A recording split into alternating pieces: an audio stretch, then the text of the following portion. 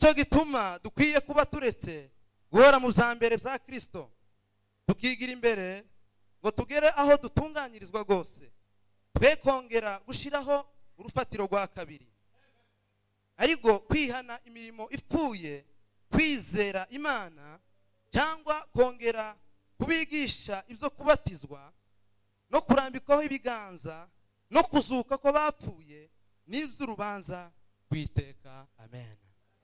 Tuvuge ngo amen. Ndashimira bene data banizeye intervention rapide. Tumaze igihe dukorana umurimo w'Imana. Imana ibaha umugisha kandi bakunze kunyizera buri gihe. Ibyo nabyo turabishimira Imana. Imana ihabwe icyubahiro. Dushimira n'itorero ryatuboneye umwanya.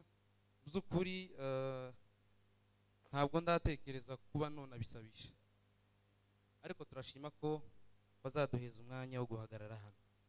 Baza baca umugani bakavuga ngo ija kurisha ihera mu rugo. Rero turabashimiye abayobozi bacu, Imana ibaha umugisha. Hanyuma nize pedagogy muri secondaire, ndumwarimu mu majambo make. Aba diplome mugira gutya amaboko, aba pedagogue.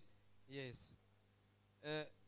Uyu munsi ndigisha ikigwa kivuga ngo twigishe na gatanu, no kuvuga ngo kiraba sujet de la révision kibe na sujet du jour. No kuvuga ngo turasubiramo ivyo twize, nitumara kandi twongereho ubuntu bungana gutya. Mungu asifiwe sana. Na gatanu twaganiriye gusana igicaniro, tuvuga aho icyo gicaniro cyavuye, tuvuga igicaniro cyo hambere, kongera tuvuga igicaniro Yesu amaze kuza. Semeni amen. Turasubira tuvuga uburyo bwo kugira ngo icyo gicaniro Yesu amaze kuza kugira ngo kigire urufatiro, kigire aho gihagaze, kigire aho gishoye imizi. Haleluya. Twavuze ukuntu Imana imaze kurema Adamu na Eva, ariko nk'uko bari abantu, Satani arabosha, baracumura, barambukirwa, bava muri presence y'Imana. Imana ibakura. Bwana sifiwe sana. Ariko Imana iza kubavuma. Yavumye inzoka mu cyiciro cyayo, ivuma Adamu mu cyiciro cyiwe, ivuma Eva mu cyiciro cyiwe. Semeni amen. Imana imaze kubona abantu yaremye, ibarema mu shusho yayo. Iravuga ngo ntegerezwa gushiraho uburyo bwo gusabana n'abandi. Nubwo bavuye mu bushake bwanje, nubwo bambukiwe, tegerezwa gushiraho ikindi kintu gishobora kuduhuza nabo. Imana izana ibitambo. Semeni amen. Imaze kuzana ibitambo, ibitambo byagiraga intego zibiri. Hari abatambaga ibitambo kuko kwaka Imana imbabazi. Semeni amen. Abandi bagatamba ibitambo bazashimwe ry'Imana. Haleluya. Semeni amen. Iyo processus yo gutamba ibitambo irananirana, abantu baragorwa. Nk'abantu banini cyari ikibazo kinini.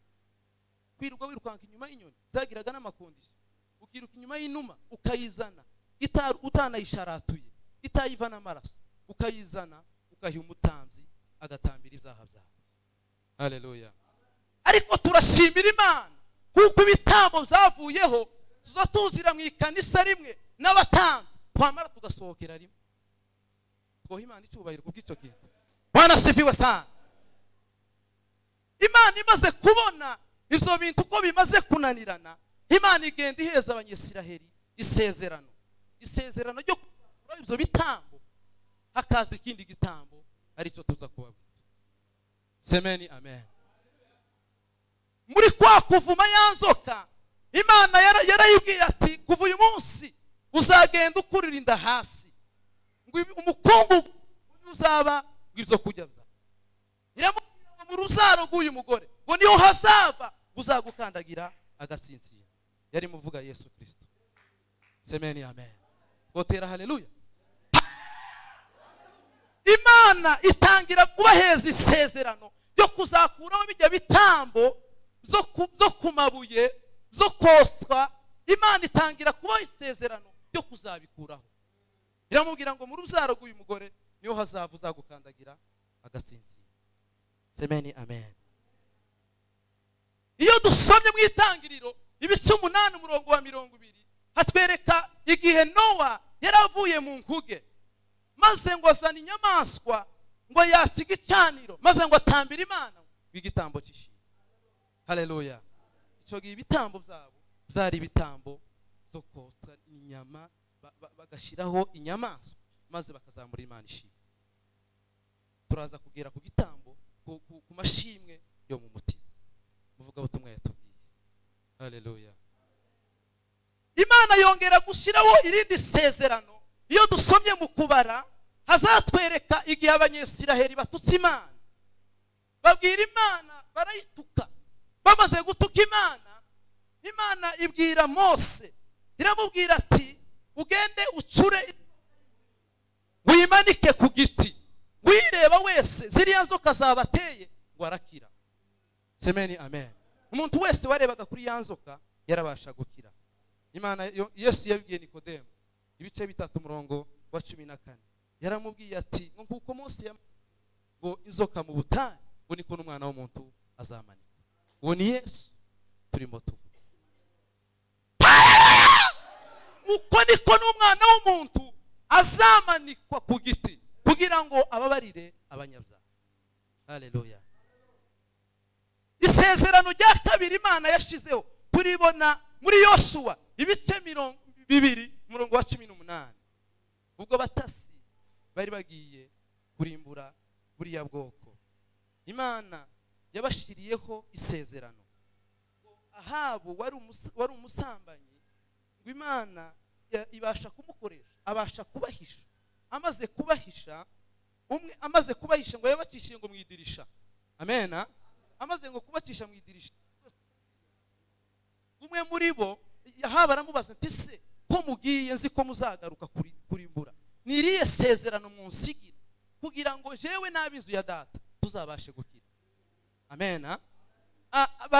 Umwe muri bo aramubwira ati uzafata agatambara gatukura ugashire ngo kwidirisha, nguko tuzaba tuje kurimbura, ngo wowe n'ab'inzu ya so muzaba muri iyo nzu ntabwo tuzabageraho. Haleluya. Haleluya.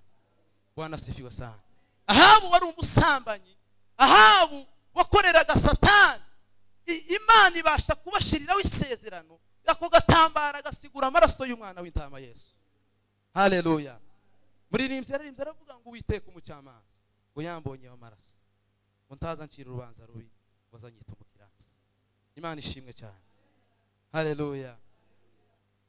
Umwe muri bamaze kumubwira aramubwira ngo utazaja muri iriya nzu ngo amaraso yiwe ngo ntakatubariho.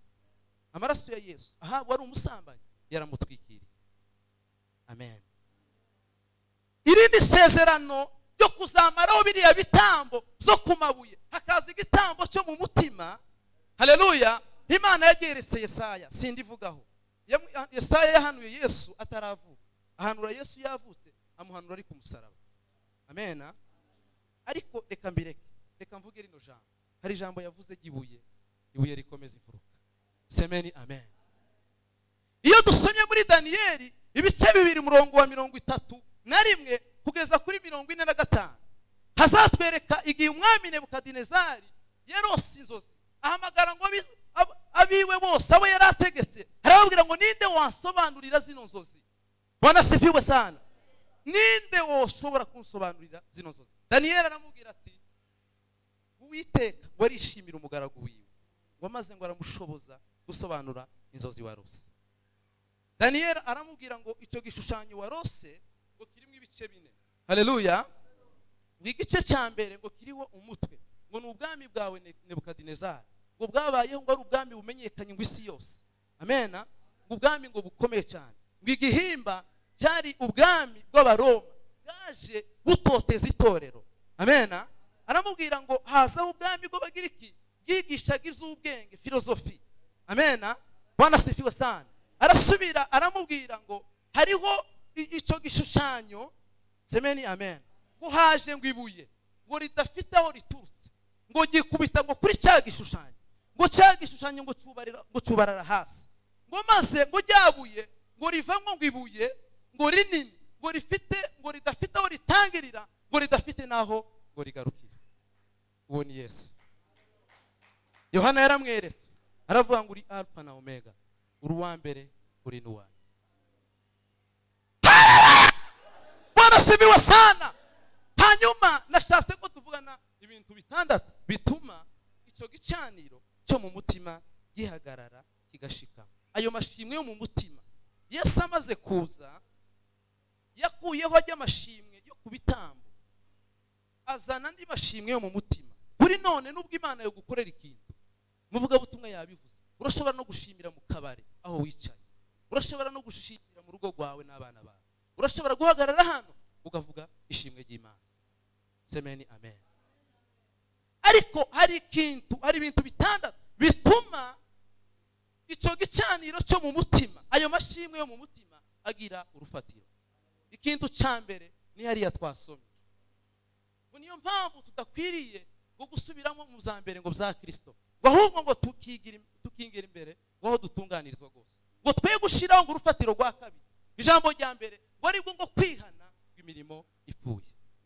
Ariko aravuga munsi ngo reka tubisubiremo nk'uko Imana yabishatse, reka tubisubiremo natwe. Mungu asifiwe sana. Ijambo rya mbere ni ukwihana, kugira ngo cya gicaniro cyo mu mutima ugendana wewe kigira urufatiro, ni ukubaho mu buzima bwo kwihana. Semeni amen. Imana muri Yohana igice cya mbere murongo w'9 hazavuga ngo nuko nitwihana ibyaha byacu, Imana niyo kwizerwa, ngo kandi ngo ikiranukira ngo kutubabarira ibyaha byacu. Umwihariko wacu ni uko atura ibyaha, umwihariko w'Imana ni uko tubabarira. Imana ishimwe kuko yadushiriyeho kwatura ibyaha, yongera idushiraho no kubibabarirwa. Imana ihabwa icyubahiro. Niba ukeneye ko kijya gicaniro cyo mu mutima gihagarara kigashikama, genda ubeho mu buzima bwo kwihana. Haleluya. Hari abakristo kugwa mu cyaha si igitangaza, aho igitangaza nuko ugikora ukagumugikora ukagumugikora, ubahaye Satani ikibanza. Ijambo rya kabiri ni ukwizera. Nta muntu wabayeho wari ukomeye mu buryo bwo kwica abantu. Umujenosideri wa mbere wabayeho yari Sawuli, ariko umunsi afatwa Bishwe ryaramubwiye ngo Sawuli Sawuli undenganyiriza iki? Jambo nkunde yaravuze ngo urinde mwana. Haleluya. Bwana sifiwe sana. Hari indirimbo izivuga ngo wibuke Paulo nawe, ngo yari umwanzi w'ibyiza, ngo yamufasha atunguwe, ngo yemera ngo kuba intumwa ya Yesu. Haleluya. Kwizera ukimara kwatura, ukizera ko imbabazi z'Imana zagutashe. Hariyo abantu bagira gushidikanya kubera uburemere bw'ibyaha wakoze, kubera imbaraga z'icyaha wakoze ziri mu mutima wawe. Wamara kwihana ugatahana amashaka yuko ibyaha byawe bitababariwe. Nimba ukeneye ko igicaniro gihagarara mu mutima wawe, genda ubeho mu buzima bwo kwizera imbabazi z'Imana.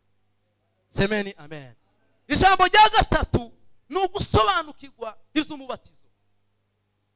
Amen. Tubatiza abantu kubera ko beneje imyaka, yaba byari bishobotse ngo bazobazana amakarite d'identité ariyo abantu babatiza. Ntabwo tubatiza abantu kubera ko beneje imyaka yo kubatiza. Tubatiza abantu kubera ko bihanye, bakizera ko imbabazi z'Imana zabatashe, maze bakabihamishwa kuja mu mazi, bakemera gupfana na Kristo bakazukana nawe. Haleluya. Uriya mubatizo abantu benshi barawufurode cyane cyane, bagiyemo kubera ko ngo beneje imyaka yo kubatizwa. Nta myaka yo kubatizwa ibaho. Kubatizwa ni igihamya ko Yesu wapfanye nawe maze ukazukana nawe, kandi ukaba wemeye ko imbabazi z'Imana zagutashe. Semeni amen. Ijambo rya kane ni umwuka wera. Umwuka w'Imana Bibiliya ivuga ngo twawuhaye nk'ikimenyetso, ngo ni nk'ingwate. Yesu gazaza azaba aje kureba bariho cya kimenyetso cy'umwuka wawe. Wowe ufite umwuka w'Imana, emerera umwuka w'Imana w'ikibanza mu mutima wawe, ugutegeke. Semeni amen. Ukuganza umwuka w'Imana. Niyo uguye mu cyaha aza kubwira ngo atura. Iyo uguye mu cyaha ngo n'umwarimu aza kwigisha akakubwira ngo wature kugira ngo ubabarigwe. Imana ishimwe cyane. Ijambo rya nyuma ndangirijeho ni umuzuko w'abera. Haleluya. Pawulo yandikiye Abakorinto ibice 15 bari bafite gushidikanya ku muzuko w'abera. Arababwira ngo n'ubu butumwa ndimo mbabwira, Pawulo ngo niba Yesu atarapfuye akazuka, n'ubu butumwa ndimo mbabesha. Amen. Utegerezwa kugendana umutima yuko abapfuye bazazuka. Ibyo byiringiro niba bitari mu mutima wawe, umenye ko igicaniro cyo mu mutima cyaraze. Haleluya. Ugendane igitekerezo mu mutima wawe, ugendane ayo majambo, uyazirikane ku manywa na nijoro yuko abapfuye bazongera bakazuka. Nusibagirwa, igicaniro cyo mu mutima kizoba cyashize imbaraga. Semeni amen. Hari umunyabwenge ubayeho ku isi, mutegere kano kantu, baramubaza nti se ukugiye gupfa ko tubonye upfuye niki wosigira isi? Yari umunyabwenge guteye ubwoba. Aravuga ngo bikimbabaje, mutegere ngo nuko ntazi iyo ndikurusha. Tegera icyo kintu. Yari afite ibyiringiro yuko abapfuye bazongera bakazuka. Gusa nicyo kintu kimubabaje mu isi, nuko apfuye atazi yari kwaje. Kugira ngo cyaga icyaniro cyacu cyo mu mutima kibeho gishoye imizi, nuko dutekereza ku muzuko w'abera. Ijambo rya nyuma turangirijeho, mumenye ko hariho urubanza. Amen. Pawulo yandikiye Timoteyo, aramubwira ngo ndagutongera ngo mu maso y'Imana, ngo no mu ya Yesu Kristo, ngo uzaza ngo guciraho imanza ngo bazima n'abapfuye. Semeni amen. Hariho urubanza, hariho urubanza. Ibyo byose dukora ni nasomye igitabo, mu gitabo cy'umubwiriza harambwira ngo wa musore wishimire ubusore bwawe kandi ngo bukunezeze, ngo wishimire ngo ubuto bwawe ngo bukunezeze, ngo ariko ngo umenye yuko ngo muri ibyo byose ngo hari urubanza. Tugende dutekereza ku rubanza. Bwana sifiwe sana. Ndabizi neza ijambo ry'Imana ntirizalizira ubusa. Reka dusenge n'Imana, singusaba ngo uhaguruke wowe igicaniro cyo mu mutima cyarazimye. Ndabizi neza ijambo ry'Imana ntirishobora kuzira ubusa. Tugiye gusenga Imana, tuyibwire ngo wongere ugarurire igicaniro cyo mu mutima. Mana mu izina rya Yesu, mandele boni adina la cari delega ajimandre de forde asikanda dine elode de bai assemblée. Mu izina rya Yesu. Uri Imana ikomeye, uri Imana y'imbabazi, uri Imana y'urukundo, uri Imana twabonye, waratwiyeretse Mana. N'uyu munsi ndora umutima uyu muntu uri hano imbere yawe, uyu mutima wiwe Mana wakire, wongere kandi ubucure inkamba zimuvemo mu izina rya Yesu Kristo. Abantu bakira igicaniro cyo mu mutima, amaraso ya Yesu atembe, amaraso ya Yesu yomora ibisebe, amaraso ya Yesu akiza ibyaha. Niyururuke kugira ngo Mana ubwoko bwawe bwakira Imana mu izina rya Yesu Kristo. Amen. Mwakira ijambo.